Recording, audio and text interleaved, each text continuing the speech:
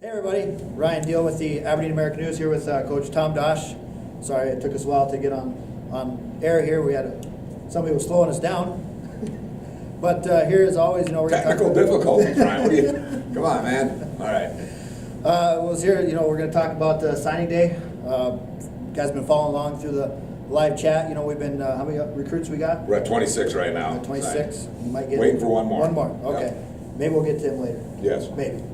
All right, well, just first, maybe opening remarks about, signing day. Obviously, it's one day, it's signing day, but a lot of energy and effort goes into this day. Just kind of give them a view of what kind of goes into this day for you guys. It's really a culmination of the whole year, or in some cases, several years' work of recruiting, but in particular, the football national signing period starts today. But this is really when most schools have a large majority of their scholarships awarded out and accepted and signed. And so just different than other sports, I talk with our basketball coaches, our volleyball coaches, they're signing 2 or 3 kids a year. They're signing kids for 2 years down the road. And like I told Coach Severide, we had 6 commitments since Sunday. From Sunday to Tuesday, we had 6 commitments. So, that's about double their signing class most years. So it's just nothing probably like it in that it's a high energy, full court press, 2 months on the road, bringing kids in for visits, going to visit schools, going to visit families, official visits, and then offers and signing day, and just a lot. It's really a high-paced time, and it's a fun time. It's an exciting time, but it's certainly good to be able to see the fruits of your labor a little bit and take a step back a little bit, take a look at your class. Class a little bit smaller this year compared to recent years? Yeah, a little bit. And like we talked this morning, we had a kind of a late rally here. We had several offers out the last really 2-3 days that pretty much all the guys said yes, and that doesn't always happen that way. And that's how it was down the stretch. And we were talking about finishing in football. You got to finish in recruiting too. And I thought our staff did a great job from the start to the finish till yesterday, getting everybody on board and really, lining some top guys. Even at the end, we were in on some real top kids, and sometimes we get impatient. You want to get commitments early, and that's all good. But sometimes, if you're recruiting somebody who's got a lot of interest, sometimes you got to wait a little bit. And we were able to do that on some kids, and I thought our staff was very persistent and did a nice job and finding the right types of kids for our program. Let me break this class down a little bit. Position of need, offensive line.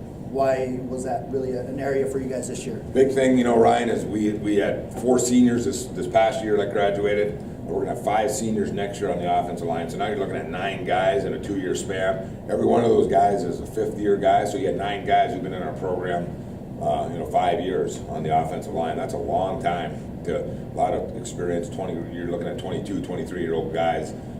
That's great to have those guys stay in your program that long. The flip side of that is obviously you've got to get a new group in. We signed 4 last year. We liked those 4 guys that we signed, but we really felt this year we've got to get a bigger class, and we said we were going to go between 6 and 8 offensive linemen, and we ended up signing 8 of them, and that was a big thing for us because of you can't get enough big guys, in particular with the guys we've had in our class or the guys we've had in our program that will be seniors last year and this year. It's real important that we get those guys in with the idea that, hey, most of them are going to redshirt. We need those guys to get bigger and stronger and learn our system with the idea that second year there'll be a lot of playing time opportunities out there.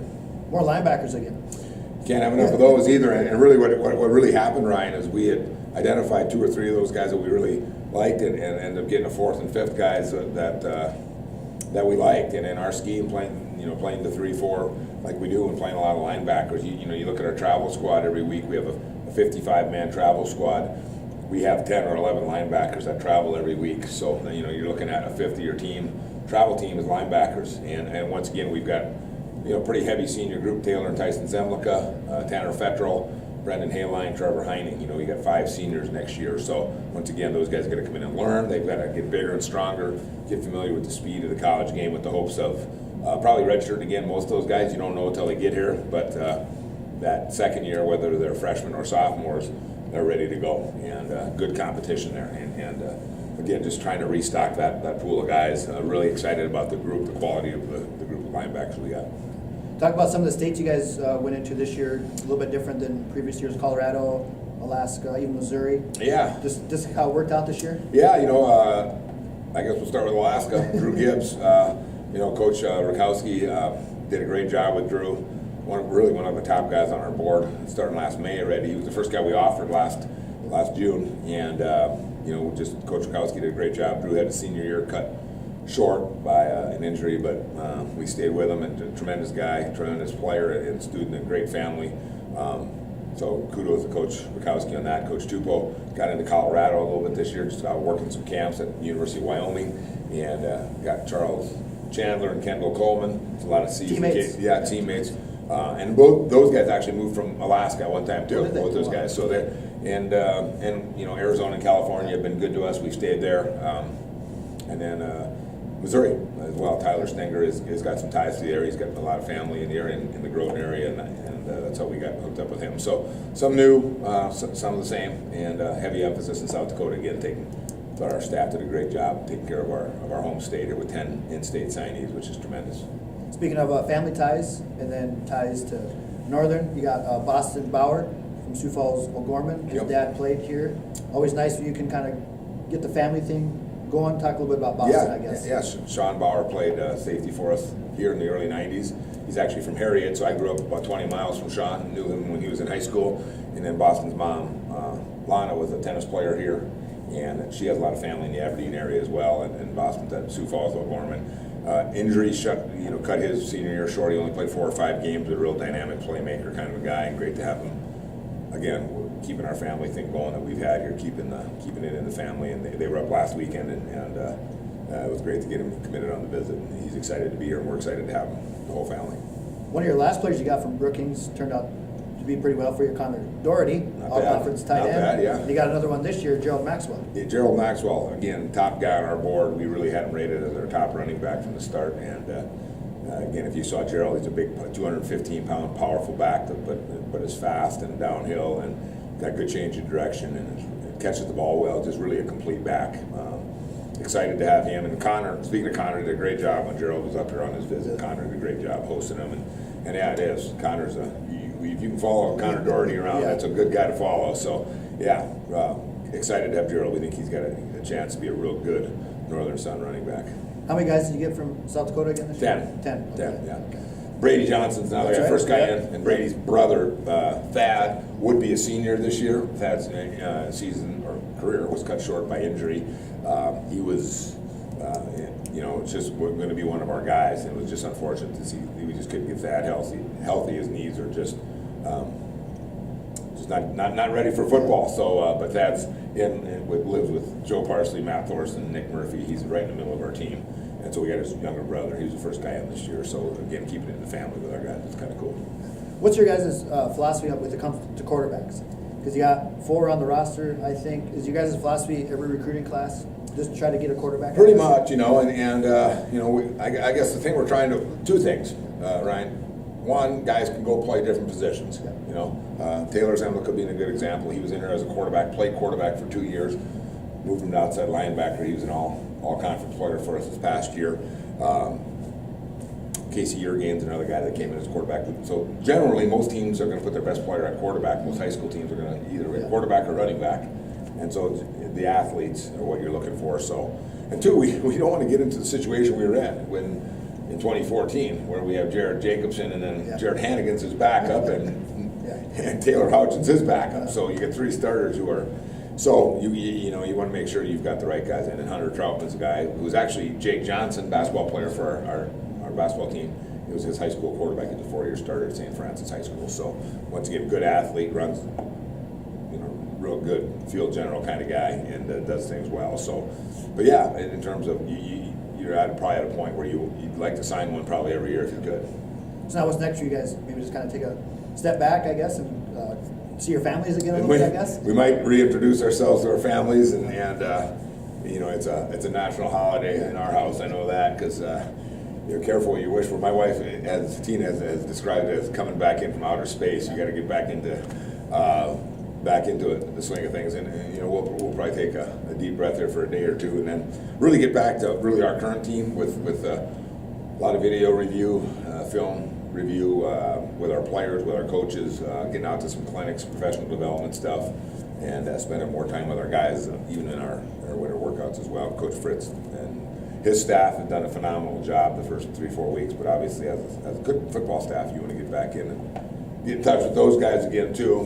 As hard as you work on recruiting your team, you got to make sure you take care of the guys who are here too. So yeah, we'll do, really over the next several weeks leading up to spring ball and through spring ball, we will spend a lot of time, obviously trying to get our team better for 2016. That's what we're looking at with the returning guys we've got, getting them better, and then obviously with all the guys that we redshirted our entire freshman class this past year, and getting those guys ready to roll and creating more competition and depth on our football team, which is what we're always trying to do. When does spring practice start? March 22nd is the day we are scheduled to start, and our spring game is scheduled to be Friday, April 15th.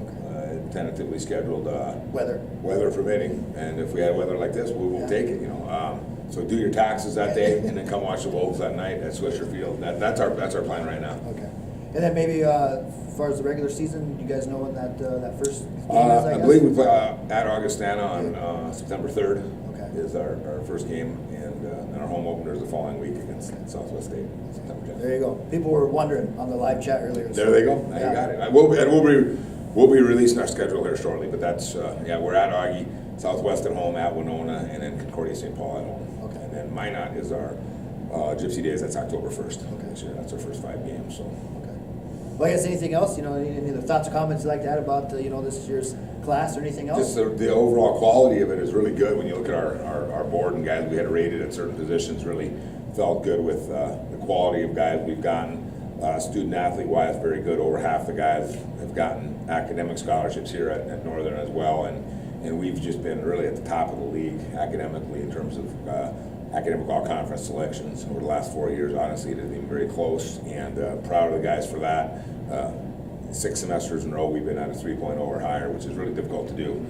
Phenomenal. We had 21 guys that were 4.0 in the fall semester, which is lights out. And so trying to find the right combination of guys that are serious about getting their degree and playing football at a high level, and good people in our program, in our community. That's as important as anything. So GRG, I call it, get the right guys. Got to get the right guys. And, hashtag GRG. Hashtag GRG. Yeah, put that out there. But it's exciting, and it's good to meet people, and then obviously turn the page now and move forward with our current team and get these guys in the mix here throughout the summer and fall as well.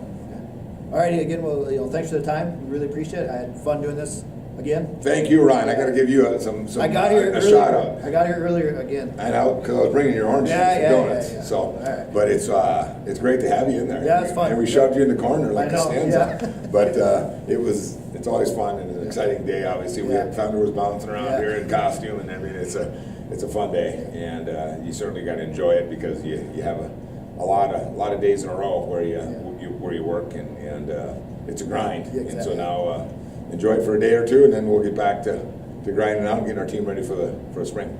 All righty, thanks again, Coach. We'll see everybody next year. Go Wolves.